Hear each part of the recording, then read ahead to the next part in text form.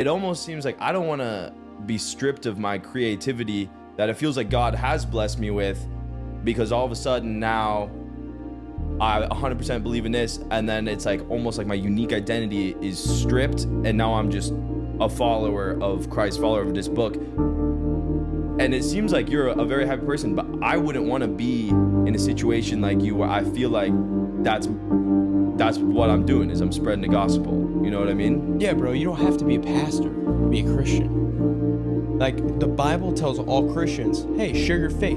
It's called the Great Commission, going to all the world and preach the gospel to all the nations. Now, that looks different for all people. There are Christians that work at Planet Fitness behind the front desk that are sharing Jesus with everyone that walks through the door. Mm-hmm. They're not a pastor. They're just doing what Jesus told them to do. There are waiters and waitresses that get to serve people in such a way that people go, man, why do you treat us the way that you do? Like, we've been to tons of restaurants, but you in particular, you serve us in such a way that we just feel radically loved. Like, why do you do that? Well, it's just Jesus in me. Like, he came and served me and loved me, and so that same love he showed me, I just want to show to other people. Cliff had saved my life. Like, I can't even tell you how many times. I can't even tell you how many times, like, I wouldn't even want to open up my Bible because I feel like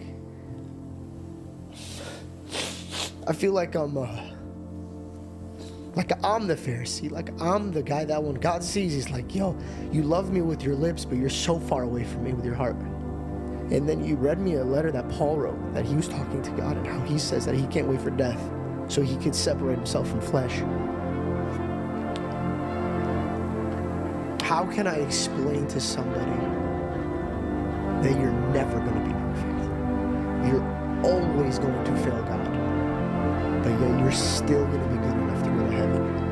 That, I understand the term of good news now. How do I teach a man to believe that when I can't even believe it myself? You've been good Christian. This is serious. This is exciting. It feels like today, the second I come out of this water, is the day that I get to live for the first time. I'm really excited. Let's go. It's my privilege and honor to baptize you in the name of the Father, and the Son, and the Holy Spirit. Let's go, bro. God, dude, thank you so much. Dude, I love you so much.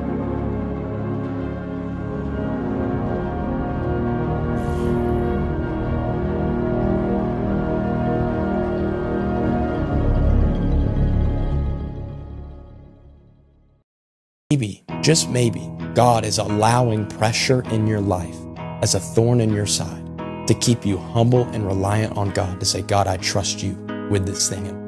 Because if you didn't have this pressure being allowed on you, and it was teaching you to trust in God fully, you wouldn't need God in the first place.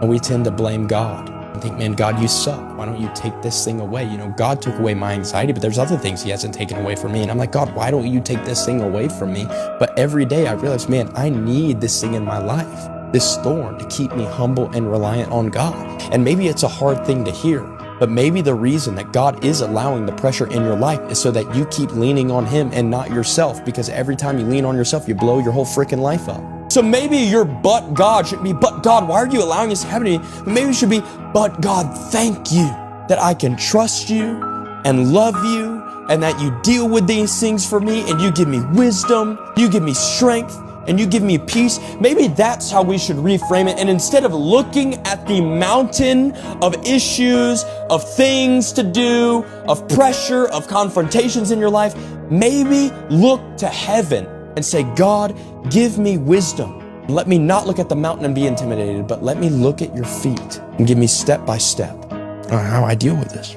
That's the other reason why I love about Jesus, because out of every labeled religion, Jesus Christ is the only God that humbles himself and comes down and meets the broken people where they're at. Instead of a broken person working to get his approval, God looks down and says, I love these people so much, I'm going to humble myself and become a human. He lives this perfect life, but Jesus goes, I'm actually going to die for you. I'm going to take the punishment for you. I'm going to cancel the debt.